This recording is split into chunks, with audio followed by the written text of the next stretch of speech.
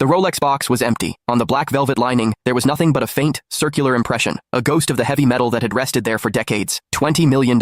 It was a legacy piece from my grandfather, one of only 3 in existence globally. I pulled up the security footage from the living room on my phone. I scrolled through the timeline until I hit yesterday afternoon, 2:17 p.m. Madeline opened the safe. She didn't hesitate. She lifted the watch box, slid the timepiece into a signature Tiffany blue gift bag, and tucked it under her arm. Just before she stepped out the door, she glanced down at her phone. The notification on her screen caught the light. A name I knew all too well, though I'd spent months trying to convince myself I was being paranoid. Dominic. I took a screenshot of the frame and moved it into my encrypted folder. Then, I pulled up my contacts and tapped the name labeled James Legal. The phone rang twice before he picked up. Adrian, it's late. James, I need a consultation. If one spouse disposes of the other's separate premarital property without consent, how does the law categorize that? There was a heavy silence on the other end for 3 seconds. What's the valuation? 20 million. Another silence. Longer this time. Don't tip your hand yet, James said, his voice dropping into a professional steady register. Find every shred of documentation you have. Titles, purchase receipts, certificates of authenticity. Secure the footage. Don't delete a thing before you see me. It's all in my home safe. Good. I could hear him scribbling something. Adrian, listen to me. If she gifted it to a third party, we can sue for its return. But if she claims it was a loan, things get murky. We need to be surgical about this. I understand. I hung up and sat on the bay window seat in our bedroom, pulling my knees to my chest. I stayed like that for a long time, watching the rain streak against the glass, until the sound of the front door lock clicked. Madeline was home. It was 11:40 p.m. She drifted into the room wearing a blush pink Chanel dress, her heels clicking softly, damp from the street. I smelled the wine first, and then, beneath it, a trace of something cold and sharp. An expensive cologne. It wasn't mine. Still up? She asked, tossing her keys onto the marble vanity. I looked at her, my voice flat. Where's the watch from the safe? She stiffened. It was a micro-expression, gone in less than a second, but I caught the flicker of guilt before it was smoothed over by her usual practiced composure. Oh, that, she said, walking to the mini-fridge and pulling out a bottle of Fiji water. I lent it to Dominic for a few days. Lent?